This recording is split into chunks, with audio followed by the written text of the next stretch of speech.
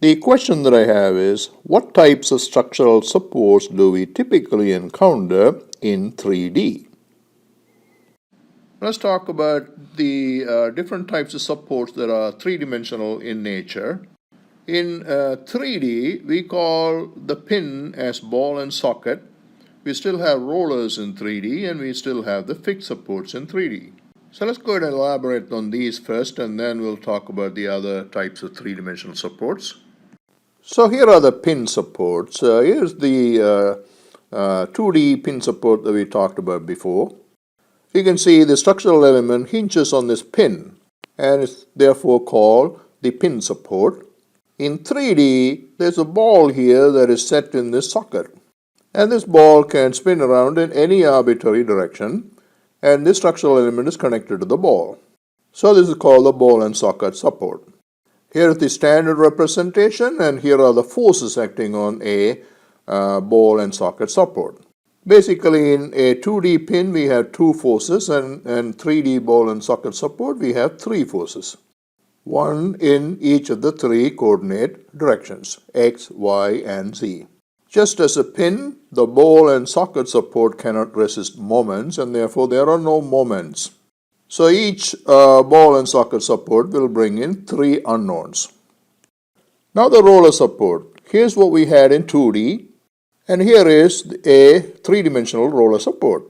So what's the difference between 2D and 3D? Well, fundamentally there's no difference. In both cases, the force, the direction of the force is perpendicular to the plane on which the roller is resting.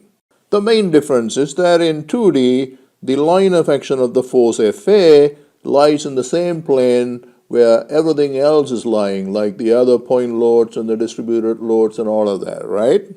And in 3D, the line of action of Fa does not necessarily line up with the other forces and the geometrical details. They all lie in different arbitrary directions, and therefore that makes the arrangement a three-dimensional problem. Here is a comparison of the 2D and 3D fixed supports. Once again, fundamentally, the supports themselves are no different from each other, it's just the orientation. In 2D, the orientation of various details are such that we can take a section and analyze them, and therefore, on a fixed support, we have two forces and a moment. In 3D, you cannot come up with that kind of 2D section, and therefore, you will have three forces and three moments.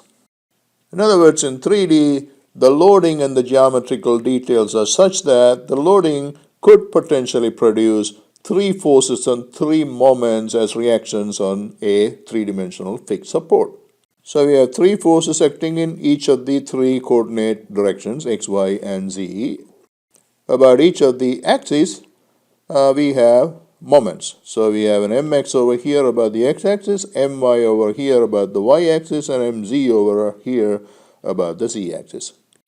This table, table 5.2, presents a complete set of supports that you could run into in three-dimensional analysis.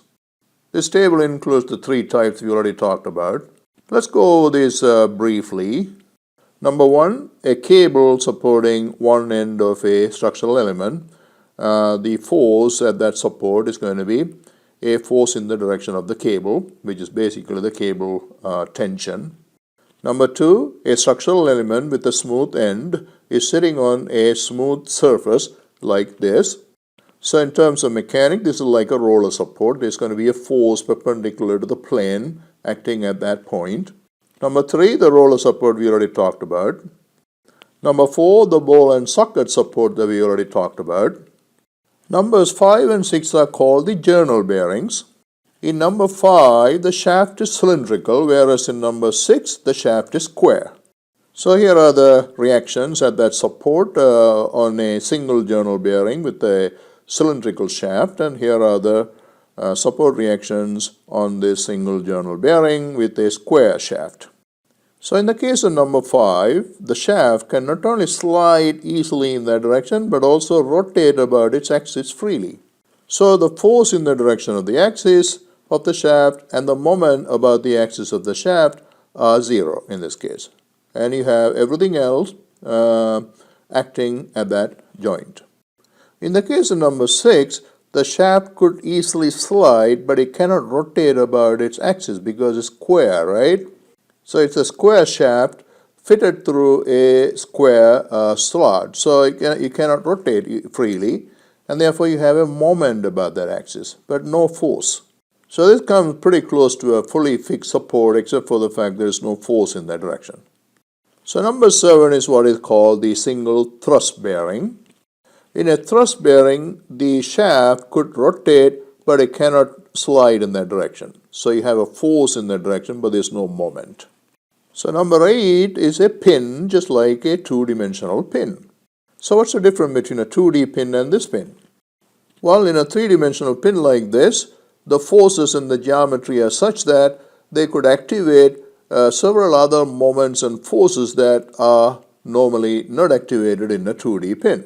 For example, these two moments, right, moment about the y-axis and the moment about the z-axis, could be activated in a three-dimensional problem, but in 2D, no, they don't get activated. Similarly, this force Fx could be non-zero in a three-dimensional problem, but in 2D, it's basically zero.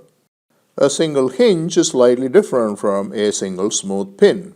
And these are the reactions at that hinge. So here is a general fixed support that we already talked about. Well, do you have to remember all of these? Well, the answer is no. But you can easily figure out which of the forces will get activated and therefore become non-zero. Remember the test that we did in the two-dimensional analysis, right? If you want to figure out if there's going to be a non-zero force in a certain direction, you take the structural element and see if you can move the structural element freely in that direction. If the support is not going to allow you to do that, then there's going to be a force in that direction.